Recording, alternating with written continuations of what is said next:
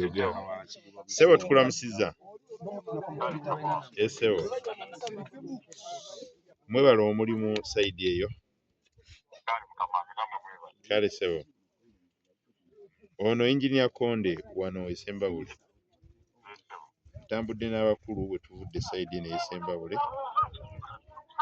Waliwo omukulu wekitiibwa Daisy Byuma, flag bearer wa movement mu kitundu kino. Waliwo omukyala Amina yakulira ebyemirimu ku disitulikiti. Waliwo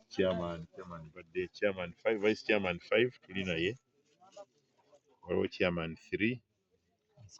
Waliwo kansala w'ekitundu Wahabu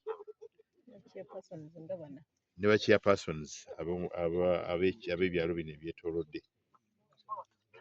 So tuzze okulaba ku mulimu guno gwatandikibwa era tukwebaza sayidi eyo okubeera nga n'eyo kiri bwe kityo nga bwe kiri. Wabula tubadde tutunuulira obunene bw'omulimu nga twagala kubuuza eyo nkola ki, eyo muyina nkola ki gye muyina